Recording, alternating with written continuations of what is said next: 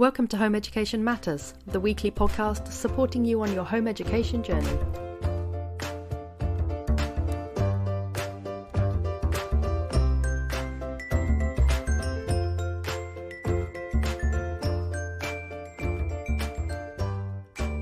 Welcome to Home Education Matters, the podcast to answer all your home education questions.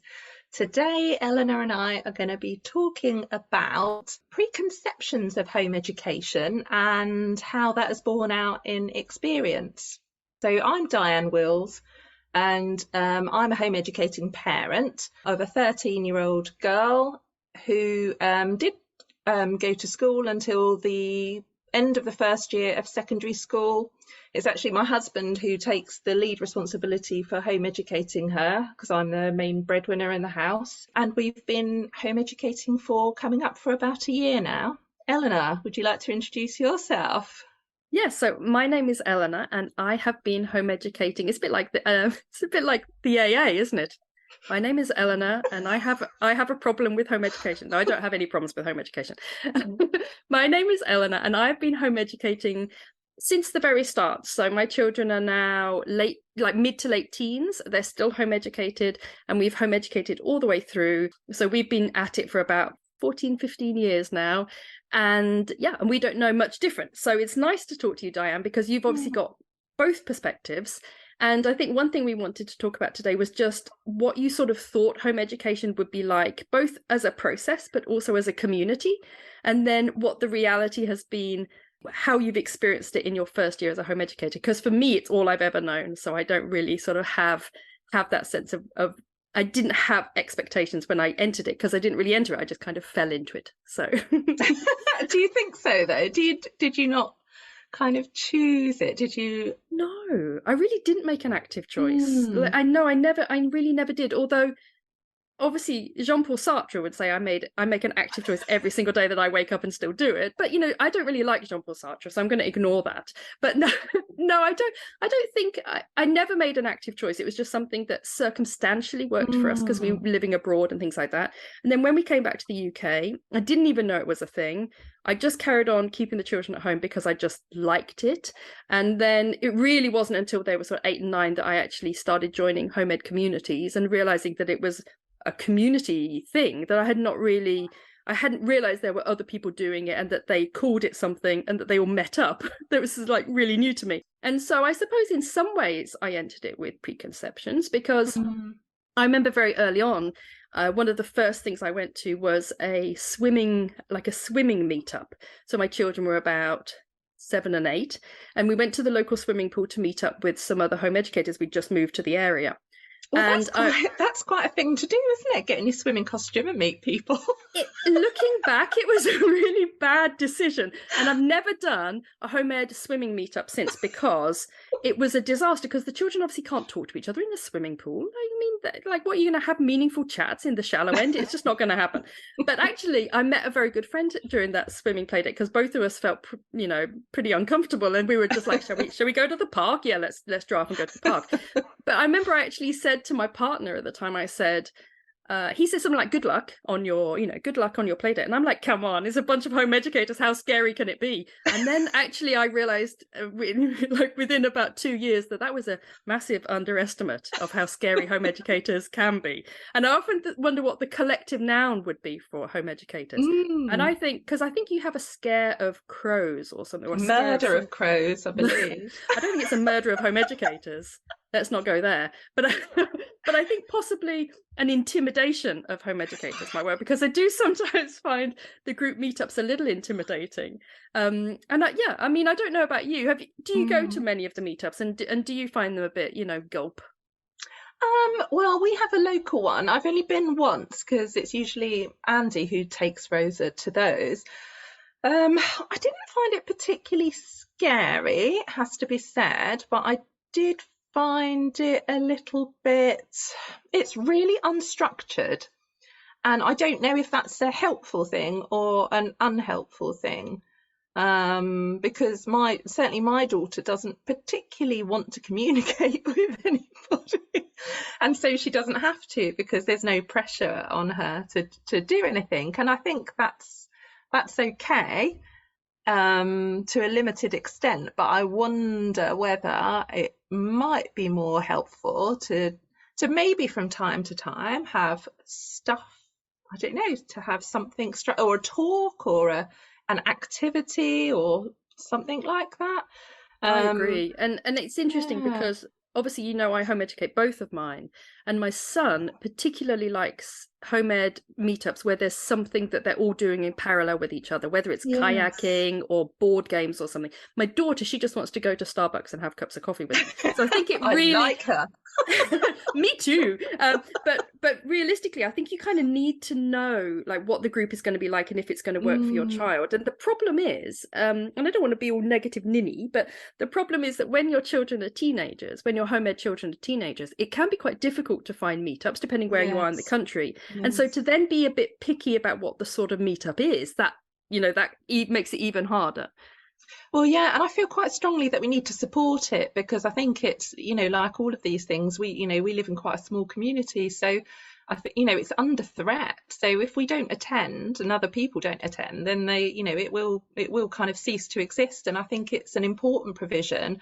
I just don't think it's perhaps evolved into what it could be yet. In what ways? Well, I just think it could have, I think it could be a point of more meaningful contact with other families, for the children to have more meaningful contact with other children.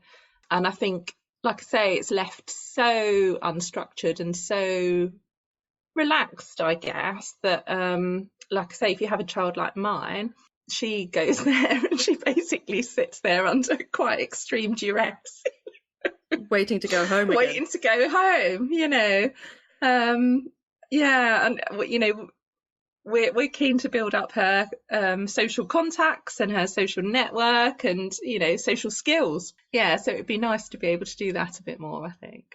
I think one thing that possibly when you first come into home ed is that you sort of think that there'll be lots of regular group meetups and that everyone will sort of like get along and it'll all be fabulous. But my experience right from very early days is that people go to the group meetups in order to find one-to-one friends that they then branch off into, or little cliques, which is the other thing that tends to happen, is that you go to the big group meetups, you find certain like-minded parents and children, and then you make your own little group that you don't really tell people about, because you just want to keep it like a bunch of like 4 or 5 families. And so I find that the group meetups are almost like starter homes into home education. That's a good analogy. Yeah, and actually they're probably as badly built as starter homes. I'll edit that bit out. I think they're well intentioned, aren't they? I think they are. And I think when it comes to preconceptions of home ed, did you sort of think, oh, it's going to be lots of group meetups, like 1 a day, 3 a week or something like that? And how have you found that? Have you found it sort of as you were hoping, or is it a bit underwhelming? I'm not sure what my preconceptions were about it, actually. I assumed, I think, that there would be a thriving home ed community, because I'd actually been interested in home education quite a long time ago, when my eldest was quite little, and she's 18 now, and we were living in a very kind of small rural part of Scotland at that time, and I'd come out of a sort of major career and all of that sort of thing, and I was actually having a bit of a breakdown. Bit of a crisis. You know, because I'd gone from like a sort of London lifestyle career woman to having an unexpected baby, and then moving to Scotland, and so I kind of went all a bit Earth Mother, you know, for a time, you know, and I think I was just sort of trying that on for size, really, and kind of wondering what that would be like. And in the vicinity that we were living, there were quite a few mothers in particular who I would say kind of adopted that kind of parenting style, and I kind of tried to join in, and I'd be baking bread, and I'd be like, you know, making jam, and if you know me, that's just not me at all. I'm definitely, you know, someone who pays for convenience. So I'd sort of thought about home education at that stage, because I'd had a really poor experience of the education system myself, and really didn't want my children going through it. But actually my oldest daughter was and continues to be extremely headstrong, and decided that she definitely wanted to go to school when she was that age. So, so we sent her to school and went down a very kind of conventional route. Did you find yourself that you then kind of exited out of this slightly uncomfortable uniform of Earth Mother and went back more to your authentic self? Yeah, very much. So I definitely that's when I started kind of putting on my kind of professional head again, putting on my work uniform, so to speak, and kind of got back into working life, and found my way back a little bit more to who I am, I think. When you took Rosa out then, was that one reason why you thought, I'm going to carry on working and Andy's going to do the main bulk of the home educating? Was it almost like a kind of fear that you didn't want to go back to this Earth Mother uniform that felt so uncomfortable? No, that was just different circumstances. So we talked for quite a while about, so Andy was always the main breadwinner and I was the kind of main parent, if you like. But Andy had wanted to take voluntary redundancy. He wasn't happy where he was working. So we had this conversation about us kind of swapping roles. So that had already happened. So it was just natural for him to take that role, and because he's, I think he's just much better at it as well than I would be. I think he's much more of a natural kind of teacher than I would ever be. Yeah, I don't think that's a role that I would kind of comfortably fit. And I know you don't have to be that as a home educator, but he's just much better at that than me. So it feels so it feels right for us, and I feel very happy going out to work. No, I think that podcast that the two of you did, actually, that I think we released in kind of January, February time, and our listeners can sort of look that one up, but it was a discussion between two home educating parents, I think was the title, something like that. And I think very much it came through that you were both very happy and content with your division of labour, and I think that really came through. So I wonder if one of your preconceptions before you entered home education was that perhaps it would be populated by Earth Mothers.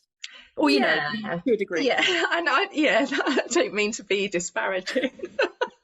No, I consider myself a bit of an Earth Mother. And absolutely. And I think it's a great thing to be. It's just not me at all, I sort of panic if I don't live somewhere near a co-op, If I'm not within 10 miles of a Starbucks, I come out in hives. So I feel you on that one. Yeah, absolutely. So, I think I did. And I think I have seen that side of home education as well. And so, I think that was definitely kind of one of my preconceptions. And I think that's something that's been borne out in my experience to a certain extent, or certainly people that wish to convey that image, perhaps. Ooh, that's an interesting. I'll let that one go because I really want to delve into that one, but I'll let it go. But one thing that I found is that when the children were younger, when they were like, say, between 5 and 11 or 12, that the meetups had a very different feel. They were much more unstructured, and we were predominantly meeting Earth Mothers in inverted commas, and also unschoolers. And then I found that as the children got sort of like 13 plus, that the teen meetups and the teens that they hung out with was a different style and approach to home education, because a lot of them had been pulled out of school, and a lot of them weren't doing it for ideological reasons, which tends to be the Earth Mother style, but they were doing it more for school refusal reasons or school trauma reasons. And so we found that the meetups have changed in character quite a lot, and the people that we met in the meetups, and actually I found that quite refreshing, because I wasn't at all Earth Mothery. And then I started in the home ed community, and a little bit like you, I found myself kind of feeling myself into that role. And then I went a bit over the top and was kind of, juicing kale and things like that. Although actually it's really good for you, right? I've got to say. Absolutely. But then I think I sort of, for a few years, I definitely went a bit too far on that side, and now I feel that I've come like nicely into the middle. And I think partly that has been helped by the home educators that we now meet as the children have got older, because there's a certain amount more pragmatism about home education, I think, when the children are teenagers, where it's almost like it's kind of hard work, and the exams are expensive, and it's a bit of a slog, and and there's a bit more realism. Whereas I think sometimes in the home ed communities, when it's very full of ideological home educators, which I consider myself to be one, by the way, we can be so idealistic that it almost feels like if you're not loving every second, you're doing it wrong. Yeah, and there's a parallel there maybe as well about just easing into parenting a bit, and how the scales fall from your eyes a little bit as the children get older. I remember when my eldest was young, and she'd have all these like little organic packed lunches that I'd cook lovingly for her and things, and by child number 4, she's eating Wotsits for breakfast, and that's fine. That is so true. And actually, it's funny because I very distinctly remember the first time I gave one of my children a pot noodle for lunch. And I remember thinking, this is it now. I have given up. I've just given up, and I don't care anymore. I've made too many damn meals in my life. You're having a pot noodle. And, and I do think it gets to the age when you've sort of like, you've educated them, you've been with them the whole time, you've made all the meals, you've done all the bedtimes, you've done all the discipline, especially if you're a single parent, and you end up just thinking, oh, just have a pot noodle. And I don't care if you don't do your lessons. Who cares? Stuff it. And I think that definitely, unfortunately, it tends to come with the GCSE years, which is quite inconvenient, because if I'd had my enthusiasm that I had when they were 5, now I think we've been gliding through the A stars. So what other preconceptions do you think you had before you entered the home education community? Did you have any conception, for example, of the role of neurodiversity in home education? Well, I'm not sure I had any preconceptions about it really, but I think what's borne out is certainly for children that we meet who are Rosa's kind of age, is that more along the lines of what you were saying about the teen meetup. So I think my experience currently of those children is that they're the children that are perhaps just not able to manage in the school system as it is, because of neurodiversity issues, or because of kind of trauma-based issues, or all of those kinds of things that kind of tend to manifest most, I suppose, in the teenage sort of formative years. But yeah, I'm not sure that I thought about that much beforehand. I think I thought it would be much more, as you said, lots of kind of ideological decisions, and that we'd be quite unusual actually for pulling Rosa out for slightly different reasons. And actually, having 3 other children in mainstream school, and being very conventional. Yeah. So you haven't felt that sense that you've made a sort of you've had a different route in? Because I suspect, from what I can tell, that's quite a common route in nowadays, your route. Yeah, it does seem to be now. Yeah. And I think I hadn't realised how common that was. And I've got lots of friends at the moment that are, their teens are struggling really badly at school, and, parents are considering home education, and, schools are sort of doing what they can, but obviously with really limited resources. So I'm seeing that more and more now, and it just reminds me of how why I was reticent about the school system to begin with, I suppose, all of those years ago. Are there any things that, since you took Rosa out, are there any things that you do you have any regrets, I suppose is what I'm saying? Are there any times when you think, God, I wish we'd just left her in? No, not at all, actually. I don't regret taking her out at all. I think she's had time to recover, and she's much more kind of back to her old self. I think there are things that aren't perfect. I do wish we'd got an EHCP for her before she'd come out of school. So I know we've had a previous podcast on that topic. I think I wish I'd done that. It does seem that that podcast with Karen was really helpful, because it seems to be one of those things that if you can get an EHCP as a home educator, it's brilliant. But getting it is really difficult. Yeah. And unfortunately, in the school system, it's more set up so that it's easier to do. Absolutely. I think when you're in a system, things, that's what the systems are designed to do, aren't they? However kind of, however full of faults they might be, they're kind of designed in a particular way. So I kind of wish I'd done that. Yeah, but no regrets. I think we did the right thing, and I think we did the right thing for our child, and we were, very lucky to be in the position to be able to kind of make that choice fairly easily.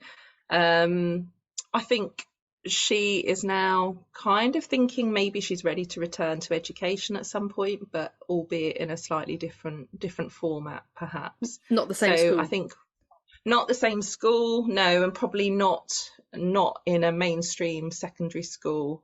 More like college, actually, but maybe more like college. So she'll be able to kind of think about that once she's 14 later this year. I think that is a very common route for home educators, that they when the child gets to 14, at least there's this option then of education that is other than school. So actually that is a whole acronym in itself, but education where they're not having to go into the secondary school system. And unfortunately, that's only really an English thing. There are some places in Wales and Scotland that do it, but I think it's less common. But certainly I know that is another reason, I think, why the teen meetups, when home ed teens get to a certain age, why they can be quite difficult. And actually, I am doing a podcast with my daughter, who actually came to me and said she wanted to do a podcast with me about socializing as a home educated teen. And I have to prepare my listeners that I think it is probably going to be, well, you know what teenage girls are like. I suspect it's not going to be like over endowed with positives, but I think she actually wanted to say, that it is quite difficult socializing as a home ed teen, because a lot of them do go to college at 14.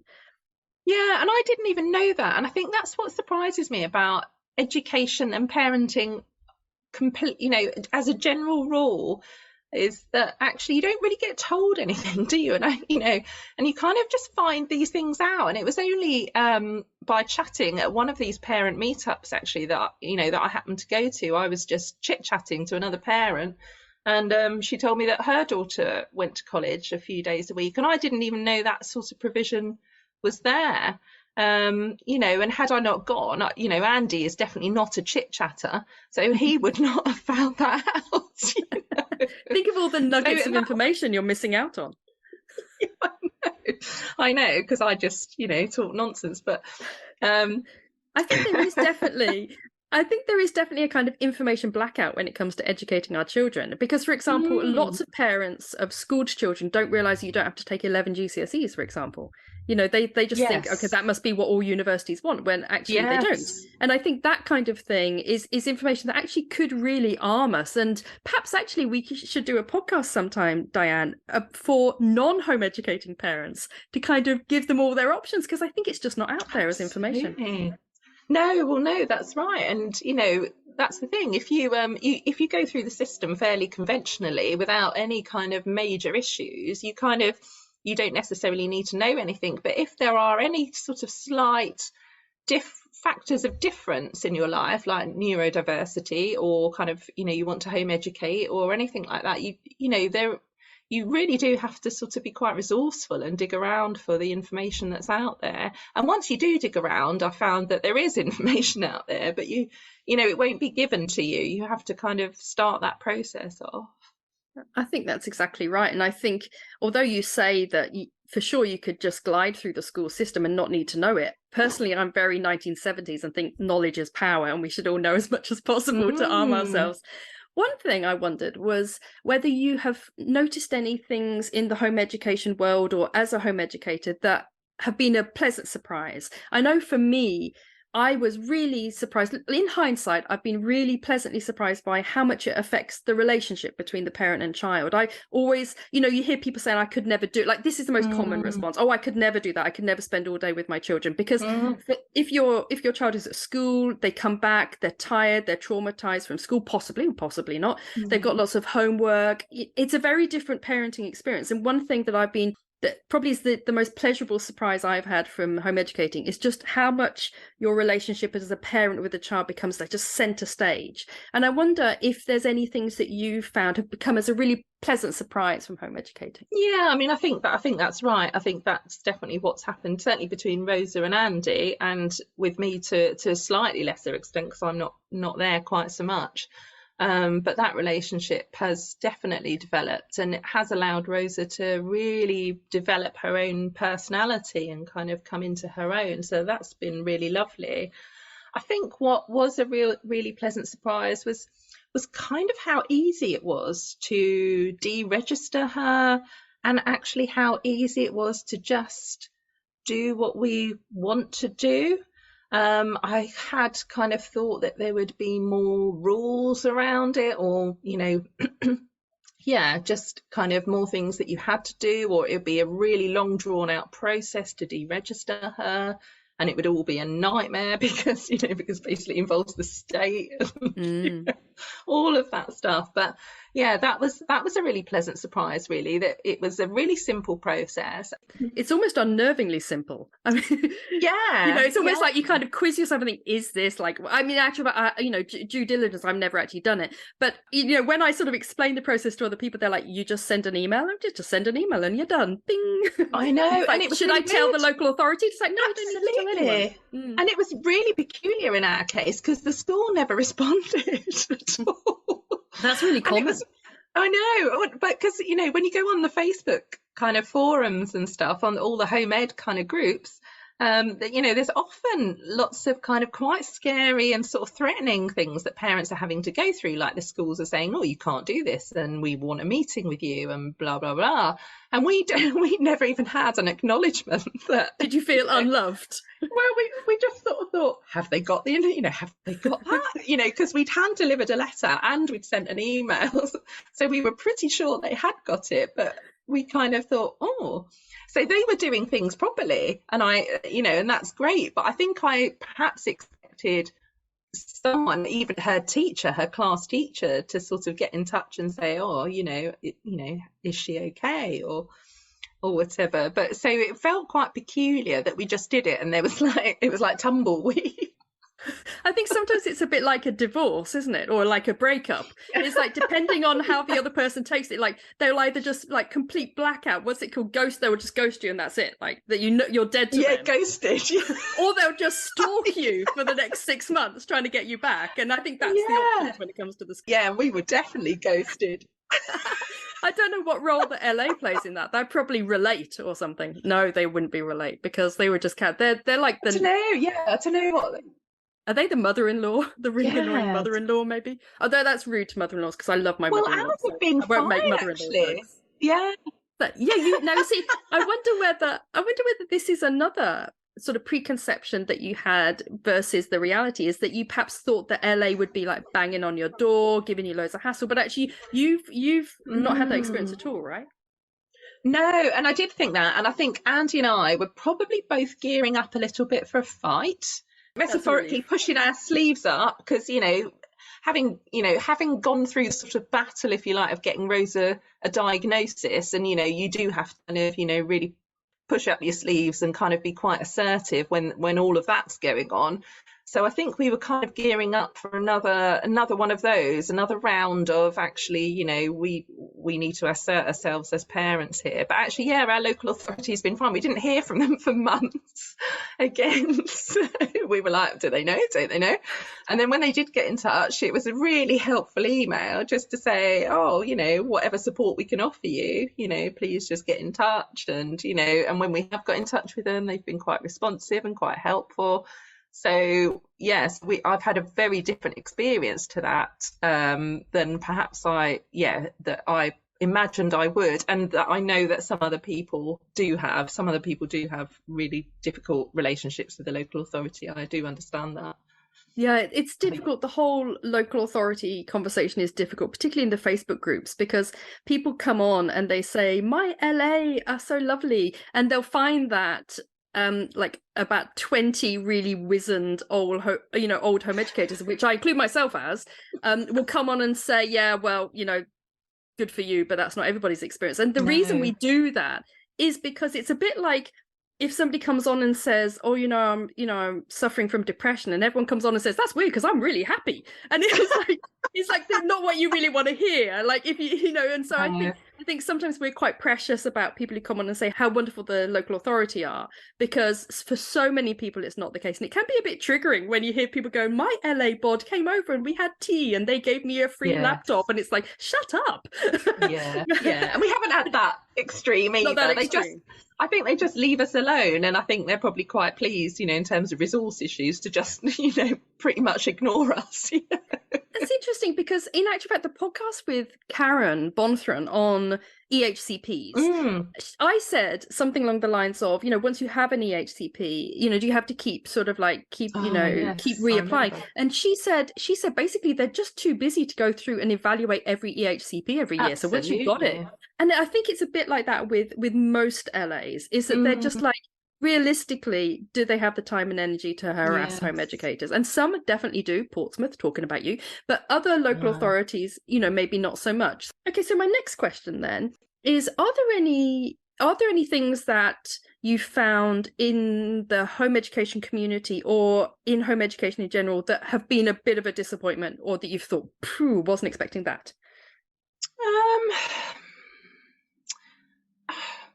I don't know, maybe some, I don't know, maybe the lack of provision, although there is provision. I think you have to knock on quite a lot of doors to kind of find it. And we're quite resourceful. So I email people and I say, oh, we've got a daughter who's home educated. Would you be able to offer anything, to the local kind of, museums or whatever? So I'm pretty resourceful like that. But I guess it's not necessarily forthcoming. And I guess it's not. Yeah, I think even if people do run schemes or they do run things, there's not really huge publicity about it. So I think you just have to be quite on your toes with it and find things out for yourself.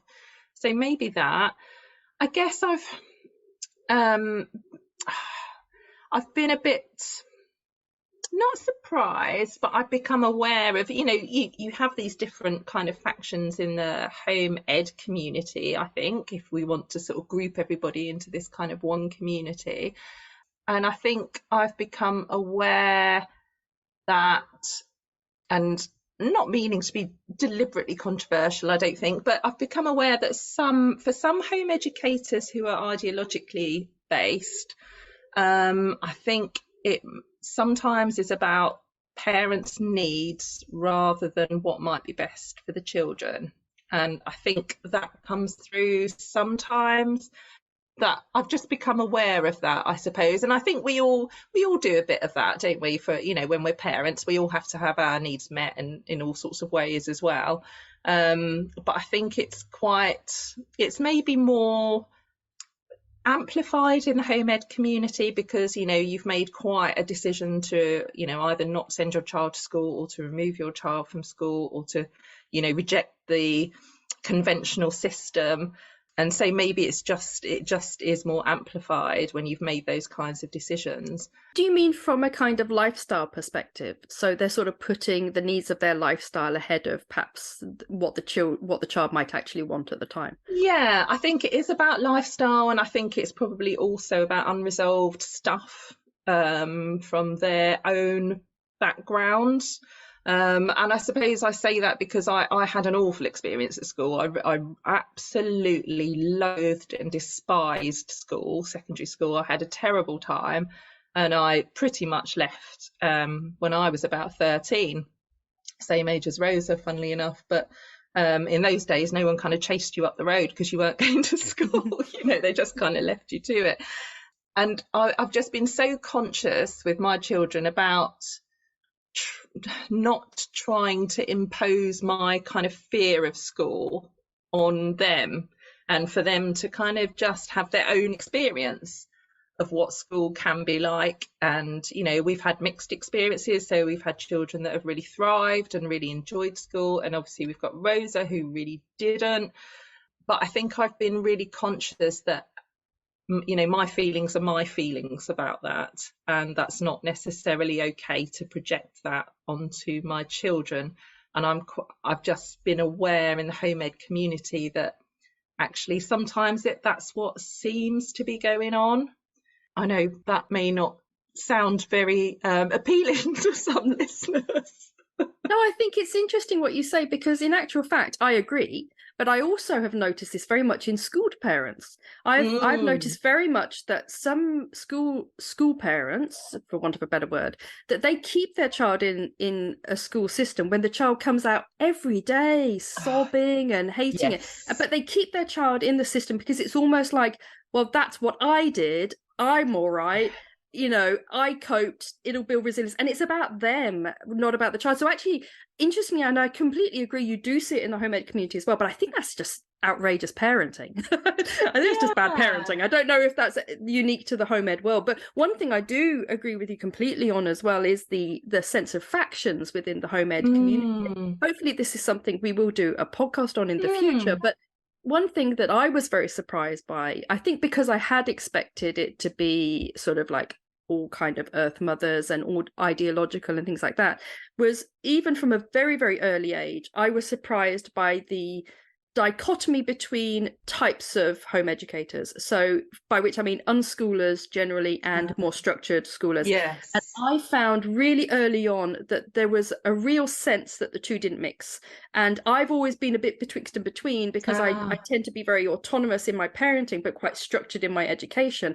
And so I was kind of claimed by both sides. And I found it like in a lot of the meetups, I found that I would go and there would be an assumption that I was an unschooler, and then I wasn't, and then it all became a little awkward, and we had the kind of tense moments where nobody really knew what to say to me, and it was all, and then there was definitely groups that I then didn't get invited to because I wasn't an unschooler, and I found it interesting, you know, when my children were like 6 and 7, which as far as I was concerned, they should just be mixing with everybody, you know, realistically, as should we as people.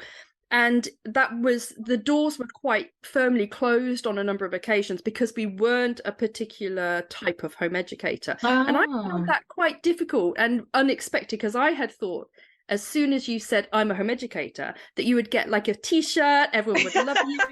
You're like, yay, you're also a home educator. Let's like, you know, be BFFs forever. And like it was not like that. And I found that quite difficult. And I think that was something that personally I needed to go through, because I've realized since that it's a bit like being a vegan. If you're a vegan, it doesn't mean that all vegans love each other. Quite the opposite, actually. But all it is that you eat the same food. And it's a bit like home educators. We're not all the same, and we will not all get on, and we will not all want to hang out with each other. We just educate our children at home. And that's the only thing that we actually have in common. And a lot of us do it for such different reasons that even that feels barely a common denominator. So I think I found that a little hard when I first started, and I ended up kind of trying to find a little tribe myself. Or, as I say, just in the end, I ended up just trying to be friends with everybody, a bit like a spaniel. I just ran up to every group just wanting to be best friends. Yeah, and I guess I can compare that to being a school parent as well. You know, you've hung out in this, you know, I've hung out in the same playground for years and years now, but it doesn't mean that, you know, that I'm going to hang out with the other parents that have also hung out in that school playground for years and years. Some of them I do, but not all of them. So yeah, I can see that, and I think I totally agree with what you were saying about school parents. You know, having the same sort of issues around, you know, deciding that their children are going to stay at school because that's what you do, you know. So I totally agree with you about that, even though the child might be in some distress. So you're 1 year in, nearly one academic year in, and would you say that there are any knowledge that you've taken from this last year that you would take into the next year and kind of feel that you're more armed for the next year? Not that it's a battle, but you know what I mean. It feels like a battle sometimes. Yeah, I think it's just about knowing, for me, education is brilliant and you know, value in itself, but I think when we're talking about the school system and the education system in this country, from my point of view, it's about hoop jumping. So you have to jump through particular hoops to get to the next bit. And that's, you know, that's the way I've kind of viewed it. And I guess that's the way I've kind of conveyed it to my older children, that actually to get to the life that you really want to be living, you need to do these bits first. So I think with home education, for me, it's just about focusing on those bits that we perhaps need to do, and not worrying too much about not doing everything, and certainly not doing everything perfectly, because we don't.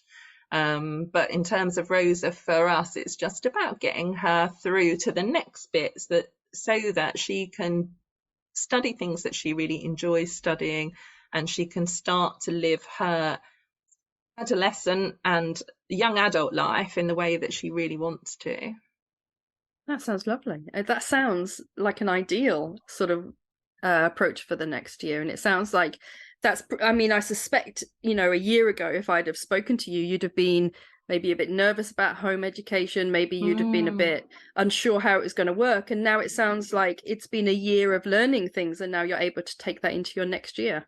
Yeah, absolutely. It's a very steep learning curve, I think. It's, you learn a lot, I think, in a very short space of time. And there's a bit of panic, and there's a bit of scrapping around, and there's, all of this stuff that you have to do. But actually, you learn pretty quickly. And then, once you kind of settle in, it kind of feels better. Feels that you can kind of, prioritize your own family's needs. Well, thanks for listening to us today, and we will see you on the next Home Education Matters. Don't forget to like and share our Facebook group. Thank you so much for joining us for today's Home Education Matters podcast. See you at the next one. Have a lovely day.